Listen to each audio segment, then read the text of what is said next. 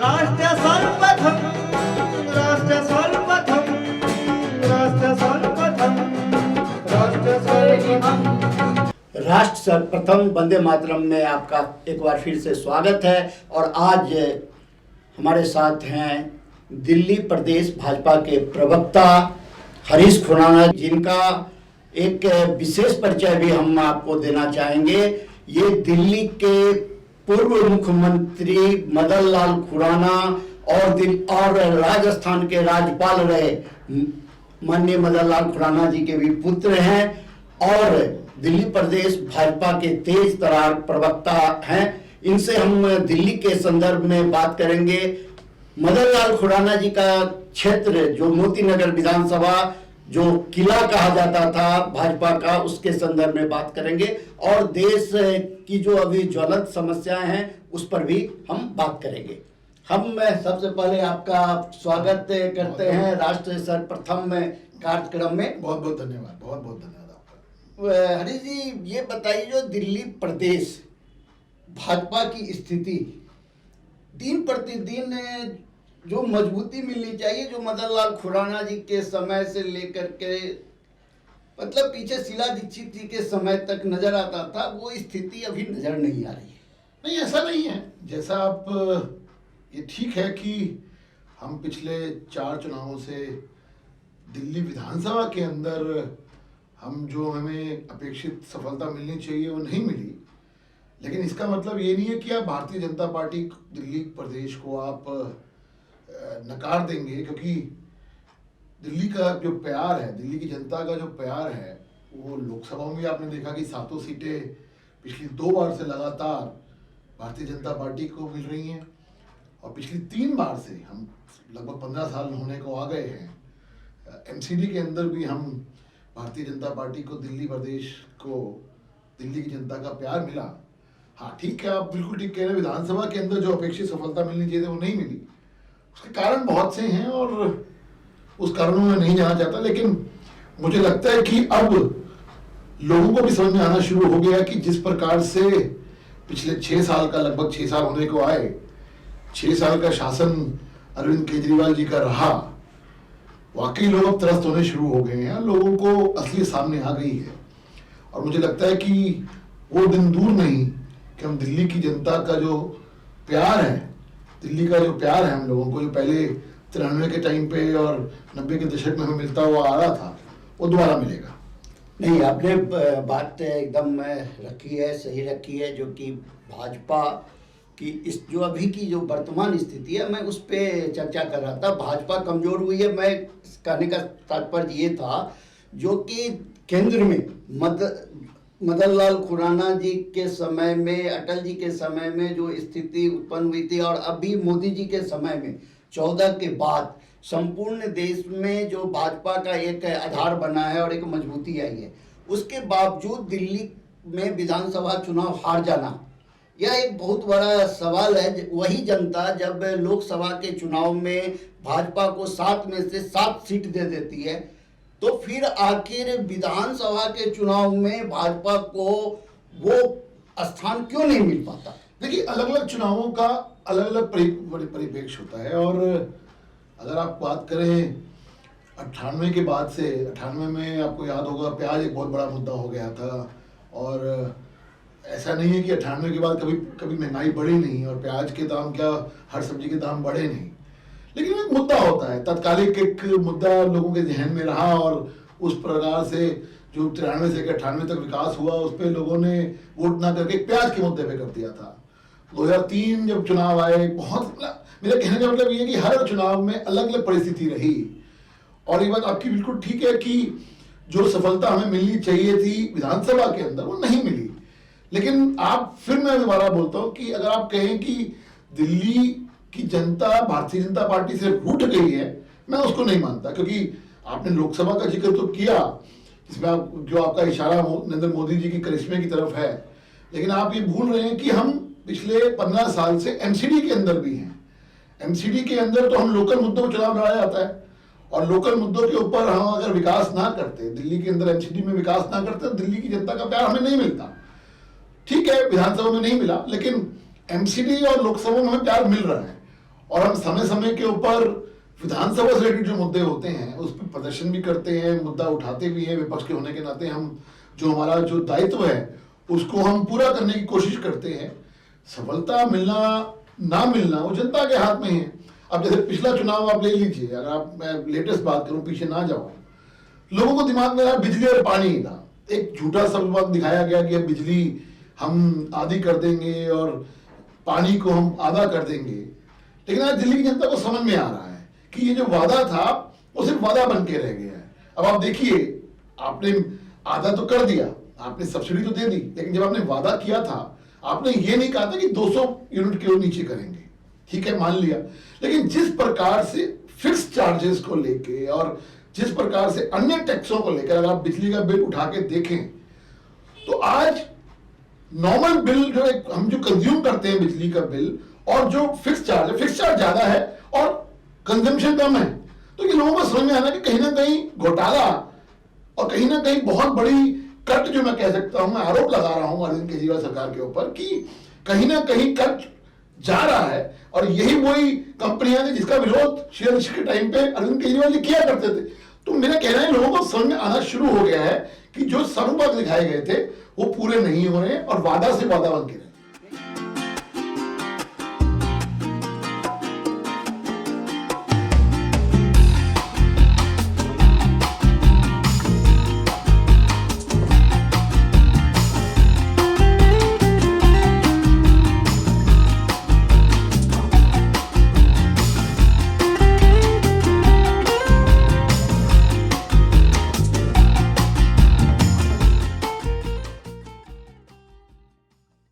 नहीं, आप जो बात कर रहे हैं वो बात अपने जगह पे सही है। हम दिल्ली की सरकार के बारे में भी बात करेंगे और अरविंद केजरीवाल की सरकार द्वारा क्या किया गया जनता के हित में और वो कहाँ विफल रही, हम उस पर भी चर्चा करेंगे।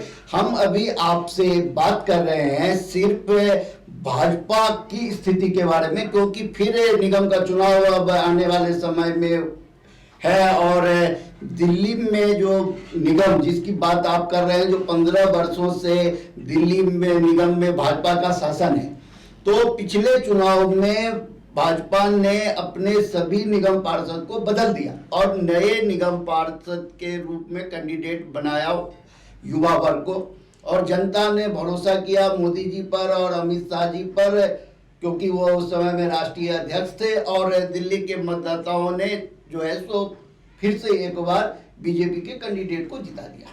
लेकिन हरीश जी, आप चूंकि यहाँ के जमीन से जुड़े हुए हैं और मदन लाल खुराना जी के पुत्र हैं, इसीलिए आप राष्ट्रीय स्तर की राजनीति से लेकर के क्षेत्रीय स्तर तक की राजनीति को जानते हैं। क्या ये आप नहीं महसूस करते जो निगम पार्षद जीत करके आए और पुराने निगम पार्षद की जगह जिनको टिकट काट कर करके लाया गया, वो जो काम भाजपा के हित में किया जाना चाहिए था, क्षेत्र में विकास किया जाना चाहिए और क्षेत्र की जनता का विश्वास जीतना चाहिए, उसमें वो नाकाम रहे? लेकिन देखिए, एक बात समझनी पड़ेगी। एक संगठन जब चुनाव लड़ता है, भारतीय जनता पार्टी चुनाव लड़ती है, कोई एक इंडिविजुअल कैंडिडेट चुनाव नहीं लड़ता। ठीक है, कैंडिडेट चुनाव होते एक रिप्रेजेंटेटिव होता है, लेकिन असली मायने में जो मुद्दे होते हैं वो भारतीय जनता पार्टी एक संगठन के रूप में हम प्रस्तुत रखते हैं। पिछली बार जिस प्रकार से एक स्ट्रैटेजी के तहत हमने सारे कैंडिडेट बदले, उसका निश्चित तौर पे हमें सफलता मिली, लेकिन इसका मतलब ये नहीं है कि भारतीय जनता पार्टी के पुराने निगम पार्षदों ने काम नहीं किया होगा या भारतीय जनता पार्टी के पुराने लोगों ने काम नहीं किया इसलिए हमें सफलता मिलती है। हम काम कर रहे हैं इसलिए हमें सफलता मिल रही है, ये बात समझनी चाहिए। और भारतीय जनता पार्टी का कार्यकर्ता जो निगम पार्षद के रूप में है वो काम कर रहा है, और एक पैमाना जो होता है कि सफलता असफलता का पैमाना चुनाव होता है। और मुझे लगता है कि इस बार फिर जो 2022 के अंदर अगले साल चुनाव होंगे उसमें भारतीय जनता पार्टी को फिर सफलता मिलेगी, मुझे उसका पूरा यकीन है। उसका कारण भी है, जिस प्रकार से एमसीडी के कार्यों को रोकने की कोशिश अरविंद केजरीवाल ने करी, जैसे अभी आप देख रहे हैं कि 13,000 करोड़ रुपया जिस प्रकार से रोका गया, नजर आ रहा है कि कहीं ना कहीं अरविंद केजरीवाल की मंशा गलत है। और मुझे लगता है कि इस मंशा को लेके जनता के मन में गुस्सा भी है। और जिस प्रकार से 15 साल 2-3 मुद्दे, एक तो ये मुद्दा हो गया कि लोगों का गुस्सा निकलेगा जो निकलेगा, 13,000 करोड़ रुपए जिस प्रकार से दबा के बैठी हुई है। एक तरफ तो आप करोड़ रुपए खर्च कर देते हैं अपने विज्ञापनों के ऊपर, लेकिन दिल्ली की जनता की गाड़ी कमाई का पैसा आप सफाई कर्मचारियों के लिए सैलरी में आप नहीं होने दे रहे। विकास के काम एमसीडी के रुके हुए हैं। कहने का मतलब ये गुस्सा जो निकलेगा लोगों को नजर आ रहा है। दूसरी बात, जो विकास के काम जितने पॉसिबल हो सकते थे वो किए गए और हो रहे हैं। आप आज सबसे बड़ा एग्जांपल देखिए, कोरोना टाइम में हम 8 महीने 7 महीने हम घर में रहे, लेकिन कोरोना वॉरियर्स, मैं धन्यवाद देना चाहता हूँ आपके चैनल के माध्यम से। ये वो कोरोना वॉरियर्स थे, सफाई कर्मचारी थे। आपके घर की सफाई, घर के नीचे की सफाई उन्होंने रेगुलर बेसिस पे करी। ये उनकी कार्य क्षमता है, ये उनका एक निगम पार्षद का काम है।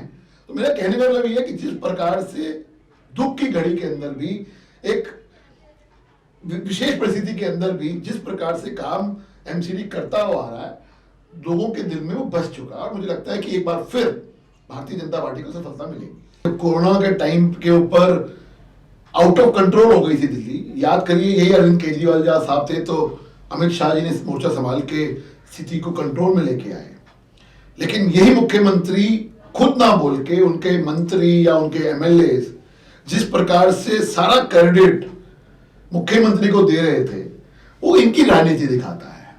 उसके बाद आपने देखा कि नवंबर के महीने के अंदर भी जब स्थिति दोबारा आउट ऑफ कंट्रोल होनी शुरू हो गई और सत्येंद्र जैन ने तो, जो इनके हेल्थ मिनिस्टर हैं, उन्होंने यहां तक कह दिया कि थर्ड वेव चली गई है, जबकि उस वक्त 8-9 हजार 10 हजार मरीज रोज के कोरोना के आ रहे थे।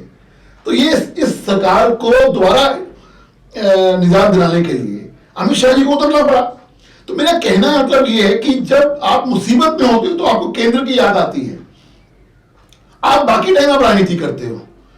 अब राजनीति का आलम यह था कि आपने एक आरोप लगा लिया, मैं छोटा एग्जांपल दे रहा हूं, आपने आरोप लगा लिया कि केंद्र ने आपको कोरोना के टाइम पे कुछ दिया ही नहीं। मेरी आरटीआई थी और मैंने इसकी प्रेस कॉन्फ्रेंस भी करी थी कि 251 करोड़ तो आपको अप्रैल मिल गए थे और 300 करोड़ आपको सैंक्शन हुए हैं। तो जिस प्रकार का झूठ और जिस प्रकार की राजनीति ये दिल्ली की सरकार कर रही है, मुझे लगता है कि ये राजनीति के लिए भी ठीक नहीं है। लेकिन ये पिछले 6-7 सालों से, जब से आम आदमी पार्टी का उदय हुआ है, ये राजनीति पीक पे है। मुझे लगता है कि आने वाले समय के लिए राजनीति ठीक नहीं है। जी, हम आपको यहीं रोकना चाह रहे हैं, इसलिए जो कि आपने बहुत बड़ी बात कही है और ये दिल्ली की जनता को और खास कर करके संपूर्ण देश में यह बात जानी चाहिए कि पिछले 6 वर्षों में जो राजनीति का स्तर गिरा है वह राजनीति के लिए भी ठीक नहीं है। अब देखिए, यही जो आरोप आप उनके ऊपर, उस दल के ऊपर, आम आदमी पर लगा रहे हैं, यही आरोप जो है सो उनके प्रवक्ता द्वारा जो है प्रेस कॉन्फ्रेंस कर करके जो है सो बीजेपी पर प्रत्येक दिन लगाई जा रही है।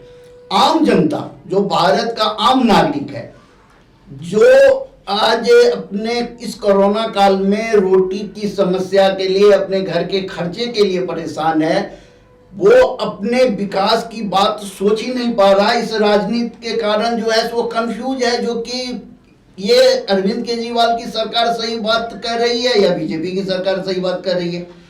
तो हमारा यही कहना है, जो राष्ट्र सर्वप्रथम का, जो हमारे प्रधानमंत्री जी भी कहते हैं, जो प्रत्येक नागरिक को सबसे पहले राष्ट्र के बारे में सोचना चाहिए, राष्ट्र को प्रथम मान के चलना चाहिए। तो हम राष्ट्र सर्वप्रथम की मंच पे आपसे यही चीज चाह रहे हैं, जो आप इस दिल्ली की जनता को और राष्ट्र की जनता को ये बताइए, जो कि ये सिलसिला आखिर कब तक चलता रहेगा और इसके लिए क्या कदम आप, अगर अरविंद केजरीवाल की सरकार को, खास करके वही संयोजक है, उनको भी अगर कोई मैसेज देना चाहते हैं, जो कि स्थिति स्पष्ट हो। अब दिल्ली के 3 मेयर मुख्यमंत्री के निवास के घर के सामने में सड़क पे धरना पर बैठ जाते हैं। मेयर का पद कितना सम्मानित पद है आप तो जानते हैं, जो कि आप खुराना जी के पुत्र रहे हैं, और जब खुराना जी पावर में थे, मुख्यमंत्री थे, तो मेयरों का क्या महत्व होता था। जब इलाके में मेयर की गाड़ी आती थी या कोई भी विदेशी हमारे देश में इन करता है तो बगैर मेयर द्वारा चाबी दिए हुए वो इन नहीं कर सकता। तो जो इतना सम्मानित पद है वो मुख्यमंत्री के निवास के सामने में इस ठंड में अपने महिला निगम पार्षद को लेकर करके धरने पे बैठ गया, भूख हड़ताल पर बैठ गया। अब मुख्यमंत्री जो है वो एलजी के यहाँ जाकर के लेट जाते हैं अपने मंत्री को लेकर के। तो आखिर सर्वप्रथम बनेगा तो कैसे बनेगा? मैं एक छोटा एग्जांपल लेता हूँ अनिल जी। याद करिए संजय सिंह जो आम आदमी पार्टी के मेंबर ऑफ पार्लियामेंट थे, वो एक रात के लिए धरने पे बैठे थे पार्लियामेंट के अंदर, याद है जी। उनको सवेरे उठते ही उप सभापति चाय लेके गए, याद होगा आपको, हर चैनल पे भी चला, हर मीडिया में चला। एक एग्जांपल वो है। दूसरा एग्जांपल आपने अभी बोला, दिल्ली के मेयर हमारे प्रथम नागरिक हैं जी, और सम्मानित लोग हैं। महज 10 गज की दूरी के ऊपर आपके दरवाजे के बाहर 14 रातों तक वो बैठे रहे, तीनों मेयर, 38 पार्षद, इसमें 16 महिला पार्षद थी। आपके अंदर इतनी कर्सी नहीं है कि उनको आप पानी पूछ लीजिए, चाहे तो बहुत दूर की बात रही।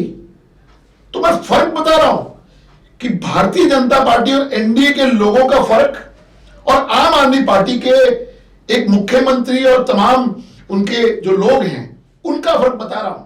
तो आप राजनीति गिरने की बात कर रहे हो, मैं उसका एक सबसे बड़ा एग्जांपल ये है कि एक जो आपसीपन होता है, आपके विचारिक मतभेद हैं, आप उसको बैठ के दूर कर सकते हो, बातचीत कर सकते हो, नहीं है, लेकिन एक आपसी सौहार्द तो होता है। लेकिन आपके घर के बाहर दिल्ली का प्रथम नागरिक बैठा हुआ है, आप उससे चाय बात करना तो दूर, आप उसको चाय पीना तो दूर, आपके घर के बाहर बैठे हो, आप उनको गालियां दिला रहे हो और आप उनको धमकियां दिला रहे हो कि इसके मेयर को मार देंगे। आपने खुद देखा, वो एक वीडियो चलता हुआ था कि मनीष सिसोदिया और दुर्गेश पांडे का जो चल रहा था, दुर्गेश पाठक का जो चल रहा था, उनमें क्या बोल रहा था कि मेयर को तो हम मारेंगे। तो जिस प्रकार की सोच पिछले 6 सालों से आम आदमी पार्टी के उदय के बाद आई है, वो राजनीति के गिरते हुए स्तर का सबसे बड़ा सूचक है। और ये ललित जी, आने वाली राजनीति के अंदर लोगों को समझना पड़ेगा कि ये क्या हो रहा है। लॉन्ग टर्म के अंदर ये चीजें ठीक नहीं है। लोग आपस में, पॉलिटिशियन जो हैं, एक दूसरे से बात करना बंद कर देंगे अगर ये चलता रहा तो। ये राजनीति के ठीक नहीं है लॉन्ग टर्म। इसलिए मैं कह रहा हूं, मैंने आपको एग्जांपल दिया कि एक तरफ उप सभापति थे जो चाय लेके उनके घर के बाहर उनके यहां जाते हैं, दूसरे मुख्यमंत्री उनके घर के बाहर उनको पानी तक नहीं पूछते। ये दिखाता है कि किस प्रकार का स्तर राजनीति का होता है।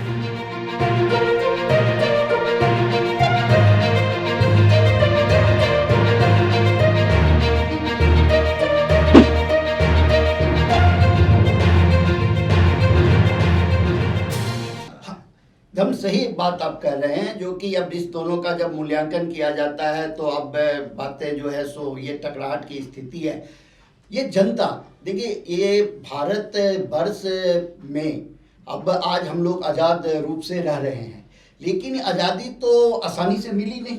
आप भी जानते हैं इस बात को, जो 7.5 लाख बलिदानियों ने बलिदान दिया, काले पानी की सजा हुई, फांसी हुआ, गोली खुद मार लिया, तब जा कर करके क्रांतिकारी ने जब इतना बलिदान दिया और लाखों लाख लोग उस दोहन और शोषण के शिकार हुए अंग्रेजों के, उसके बाद यह आज़ादी मिली। और उस आज़ाद हिंदुस्तान को हम आगे बढ़ाने की जगह राजनीति को हम इतना गंदा करते चले जा रहे हैं, तो हम अपने आने वाले जनरेशन को कैसे बता पाएंगे जो कि हमारे मुल्क को जो आज़ादी मिली वो कैसे मिली। फिर यहाँ एक सवाल ये भी उठता है, जो कि 73 वर्ष हो गए आज़ादी के, आज तक आज़ादी के उन दीवानों को जिन्हें अंग्रेजों ने फांसी की सजा दी, या जिन्होंने देश की भारत माता को आज़ाद कराने के लिए अंग्रेजों से लड़ते हुए खुद को गोली मार ली, उन क्रांतिकारियों को आज तक शहीद का दर्जा न तो पीछे की सरकार ने दिया, न अभी वर्तमान की सरकार जो है अब तक उस दिशा में कोई सकारात्मक दृष्टिकोण अपनाई है और पार्लियामेंट में इस तरीके का। तो क्या जो जिन्होंने देश की आज़ादी के लिए बलिदान दिया उन्हें जो है शहीद का दर्जा नहीं मिलना चाहिए? देखिए, ये चीज एक प्रशासनिक के रूप में मैं लूंगा और इसका जवाब तो सरकार आपको दे सकती है, लेकिन मुझे लगता है कि जब से नरेंद्र मोदी जी की सरकार आई है, जिस प्रकार का सम्मान हमारे सैनिकों को कह लीजिए या पूर्व सैनिकों को कह लीजिए या स्वतंत्रता संग्राम के लोग जो जिन्होंने स्वतंत्रता में अपनी आहुतियां दी उनको कह लीजिए, जितना सम्मान दिया उतना पहले कभी नहीं मिला। आपने देखा कि पीछे सुभाष चंद्र बोस जी की परिवार को जिस प्रकार से भारत रत्न की बात हुई, आज तक तो कभी नहीं हुई, आज तक तो कभी नहीं हुई थी। 60 साल शासन रहा कांग्रेस का, उन्होंने कभी बात नहीं करी। लेकिन मैं वही बता रहा हूँ कि जिस प्रकार से 6 साल से जब से मोदी जी साथ हो गए आए हुए, सम्मान तो दिया, लेकिन आप जो बात कर रहे हो कि मिलना चाहिए या नहीं मिलना चाहिए, वो सरकार का प्रतिनिधि जरूर इस पर कुछ ना कुछ विचार कर रहा होगा। मैं क्योंकि एक राजनीतिक पार्टी का कार्यकर्ता हूँ, इस पर मेरा कमेंट करना ठीक नहीं क्योंकि सरकारी विषय है। लेकिन मेरा मानना है कि आप जो कह रहे हैं ठीक, काफी हद तक ठीक कह रहे हैं कि अब टाइम आ गया एक सोचने का कि राजनीति जा कर रही है। क्योंकि अगर ऐसे ही चलता रहा तो युवा वर्ग राजनीति में आने से डरेगा और एक माँ बाप राजनीति में अपने बच्चे को डालने से डरेंगे कि नहीं ये गंदी है, आप मत जाइए। मुझे लगता है कि लोगों को आगे आना पड़ेगा, लोगों को सोचना पड़ेगा और ऐसे लोगों को चुनाव के माध्यम से बाहर का रास्ता दिखाना पड़ेगा कि नहीं, हमें राजनीति, आपका मन मुटाव हो सकता है लेकिन दिल मैला नहीं होना चाहिए। ये राजनीति के अंदर जनता जनार्दन को भी सजा देनी पड़ेगी ताकि आपस में जो लोगों का जो एक पॉलिटिशियंस का आपस में जो एक व्यवहार है वो ठीक रहे। मैं छोटा एग्जांपल देता हूं, 89-90 में आप तो जानते होंगे कि उस वक्त कांग्रेस और अपना भारतीय जनता पार्टी की लड़ाई पीक पे होती थी। लेकिन जिस प्रकार का व्यवहार नेताओं में होता, चाहे वो एच.के. भगत और खुराना जी हों, जयप्रकाश अग्रवाल जी और खुराना जी हों, या तमाम भारतीय जनता पार्टी के नेता कांग्रेस के साथ हो, उनका प्यार होता था। चाय पे बैठते थे, चर्चा करते थे कि तुम गलत जा रहे हो, तुम इसको ठीक करो। दिल्ली की राजनीति के विकास की बात करते थे कि दिल्ली का विकास कैसे होना चाहिए। अल्टीमेट एम क्या होता था कि राजनीति के अंदर भारत का विकास और दिल्ली के अंदर दिल्ली का विकास कैसे हो, उस पर चर्चा होती थी। लेकिन आज की डेट में आप बैठ ही नहीं सकते, क्योंकि आप बैठोगे तो आपको पता नहीं कि आप कब कोई बात कर जाओ, वो रिकॉर्ड ना हो रही हो या वो कहीं कोट ना हो रही हो या उसको मिस कोट किया जाए या झूठ बोल के कहीं करा जाए। ये राजनीति का स्तर गिरता जा रहा है, मेरा मानना है। और मैं आपकी बात से बिल्कुल सहमत हूं कि अब समय आ गया है इस पे विचार करने का। मैं आपके चैनल के माध्यम से जनता को भी कहता हूं कि ऐसे लोगों को आप आइडेंटिफाई करिए जिनका व्यवहार ठीक नहीं है, जिनका व्यवहार आपसी मनमुटाव वाला है, जिनका मन मैला है, उसको आइडेंटिफाई करिए और चुनाव के माध्यम से उनको बाहर का रास्ता दिखाइए।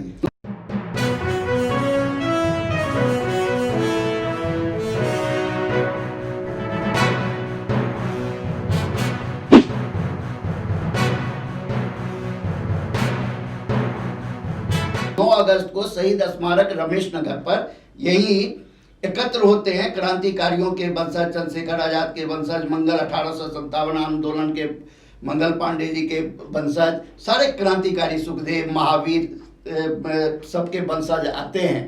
जब हम उनसे बात करते हैं तो उनके दिल में, अभी पीछे सांसद मीनाक्षी लेखी जी भी आई थी उस मंच पे, तो उन लोगों के दिल में एक दर्द है जो कि हमारे पूर्वजों ने देश के लिए जब इतनी बड़ी कुर्बानी दी, तो क्या आज़ाद हिंदुस्तान में अगर मुझे हमारे परिवार के उन बुजुर्गों को शहीद का भी दर्जा नहीं दिया जाए, ऐसे वो मांगते नहीं, वो कहते नहीं, उन्होंने कहता है हमारे पूर्वज ने अपना फर्ज अदा कर दिया, तो क्या हमारी सरकार का और हमारे भाजपा का यह फर्ज नहीं बनता जो इसके लिए वो कदम बढ़ा करके त्वरित कार्रवाई? जैसे कि मैंने आपने कहा, मैं जरूर आपकी विचार और आपकी जो आपके वो हैं, मैं जरूर इस सरकार तक पहुंचाऊंगा और निश्चित तौर पे ऊपर इसका कुछ ना कुछ हल निकालवाने की कोशिश करूंगा।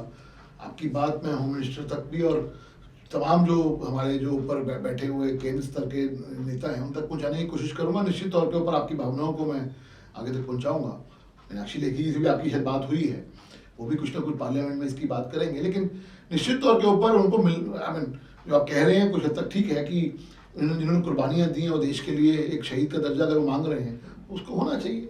मदन लाल खुराना जी का यह जो सुरक्षित और जनप्रिय नेता का जो चहेता यह क्षेत्र था, ये पिछले 2 चुनाव से विधानसभा में जो है सो निकल गया। इसके पीछे क्या कारण हो सकता है?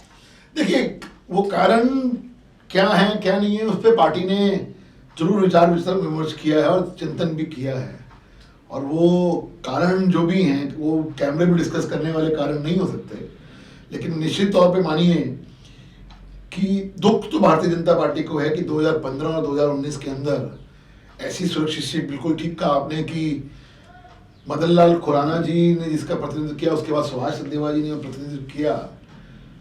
मोती नगर विधानसभा क्षेत्र की पहचान जो होती थी मदन लाल खुराना जी से होती थी, मदन लाल खुराना जी की पहचान जो होती थी वो मोती नगर से होती थी। मुझे आज भी याद है कि जब हम लोग मिला करते थे, लोगों से मिला करते थे और उनको नहीं पता था मैं कौन हूँ, तो लोग तब भी कहते थे कि जब हम बोलते थे कि हम मोती नगर रहते हैं या मैं कीर्ति नगर रहता हूँ, तो वो लोग ये बोलते थे वो जहाँ वो मदन लाल खुराना जी रहते हैं। तो इस प्रकार की एक कह लीजिए नाम मोती नगर विधानसभा का हो गया था। मुझे लगता है कि पार्टी ने जो ये हार है उसका जरूर मंथन किया है और जो गलतियां हुई हैं उसको ठीक करते हुए अब 2025 के अंदर जब भी चुनाव होंगे, 2025 में होते हैं, उससे पहले होते हैं, जब भी होंगे चुनाव जब होंगे तो निश्चित तौर के ऊपर वो गलतियां दोबारा रिपीट नहीं होंगी। मुझे लगता है कि इसके ऊपर निश्चित तौर के ऊपर भारतीय जनता पार्टी ने मंथन जरूर किया होगा। हरीश जी, यहाँ एक जो है ना, चूंकि इस क्षेत्र की बात है और मदन लाल खुराना जी के आप पुत्र भी हैं, आप भाजपा के दिल्ली प्रदेश के प्रवक्ता होने के साथ साथ मदन लाल खुराना जी के आप पुत्र भी हैं और खुराना जी दिल्ली को मंदिर और अपने को उस मंदिर का पुजारी मानते थे। इसे पूरे मोती नगर विधानसभा और दिल्ली को एक बगिया और वो उसका जो है सो अपने को सेवक मानते थे। तो इतना अच्छे सोच के साथ दिल्ली का उन्होंने एक स्वरूप तैयार किया था और आज खास करके मोती नगर विधानसभा क्षेत्र में जब आप खुद ही अब यहाँ रहते हैं, अब जब निकलते होंगे तो आप खुद देखते होंगे जो कि आज यह क्षेत्र जो है सलम में तब्दील होता चला जा रहा है। बिल्कुल ठीक कह रहे हैं। जबकि तीनों के तीनों निगम पार्षद अभी भी, ठीक है, एमएलए जो है सो आम आदमी पार्टी के पिछले 2 बार से चुने जा रहे हैं, लेकिन निगम पार्षद तो लगातार इस क्षेत्र की जनता भाजपा को ही दे रही है और सांसद भी जो है सो भाजपा की। और यह क्षेत्र जो है मदन लाल खुराना का क्षेत्र, चाहे यहाँ कोई भी लीडर आ जाए, अभी भी इस क्षेत्र को मोती नगर विधानसभा क्षेत्र को मदन लाल खुराना का ही विधानसभा क्षेत्र माना जाता है। तो सलम की स्थिति जो है सो इस विधानसभा की जो है तो दिन प्रतिदिन होती चली जा रही है। सड़कों पर बढ़ता हुआ अतिक्रमण, वाहनों का जखीरा, मतलब ये समझ में नहीं आता है जो कि इसे हम अब किस रूप में देखें और इसके निदान के लिए हम जाएं तो कहाँ जाएं, किसके पास जाएं। लेकिन निश्चित तौर के ऊपर आप बिल्कुल ठीक कह रहे हो कि मोती नगर विधानसभा एक अर्बन स्लम बनता जा रहा है। अतिक्रमण एक बहुत बड़ा कारण है इसका कि जिस प्रकार से अतिक्रमण होता जा रहा है वो वाकई गलत है। लेकिन आप ने एक शब्द बोला कि ठीक है कि विधायक ये ठीक है नहीं है, ये बहुत बड़ा एक फैक्टर है। सिर्फ एक कह देने से कि ये ठीक है कि एक विधायक आम आदमी पार्टी का है, बहुत बड़ा फैक्टर है। और मुझे लगता है कि मोती नगर विधानसभा को समझ में आ गया है कि उनका जो डिसीजन था कि पिछली 2 बार से विधायक जो आम आदमी पार्टी को चुन के भेज दिया है वो गलत है। और मुझे लगता है कि इंसान को जब अपनी गलती सुधारने का मौका मिलता है तो मुझे लगता है मोती नगर के निवासियों को भी अपनी गलती सुधारने का मौका समय आने में मिलेगा। और निश्चित तौर के ऊपर आने वाले भविष्य के अंदर मोती नगर विधानसभा एक बार फिर जो एक खुराना जी कहा करते थे कि ये मेरी बगिया है और मैं मंदिर है और मैं इसका पुजारी हूँ, ऐसे ही हमें एक पुजारी दोबारा मिलेगा और इस मोती नगर विधानसभा को एक मंदिर के रूप में उसको बनाएगा जहाँ पे सुख समृद्धि और एक अतिक्रमण के बगैर एक बेस्ट विधानसभा पूरी दिल्ली के अंदर होगी। मुझे निश्चित तौर पर पूरा विश्वास है कि समय वो दूर नहीं है और भविष्य मोती नगर का अच्छा है। धन्यवाद हरीश जी। ये हमारे साथ हरीश खुराना जी, दिल्ली प्रदेश भाजपा के प्रवक्ता और दिल्ली के शेर कहे जाने वाले मदन लाल खुराना जी के पुत्र हैं, जिन्होंने बड़े ही बेबाकी के साथ दिल्ली की समस्या, मोती नगर विधानसभा क्षेत्र की समस्या को आपके सामने रखा। इसी के साथ राष्ट्र सर्वप्रथम में हम फिर से विदा लेते हैं और अगले न्यूज के साथ फिर मिलते हैं। राष्ट्र सर्वप्रथम, राष्ट्र सर्वप्रथम, राष्ट्र सर्वप्रथम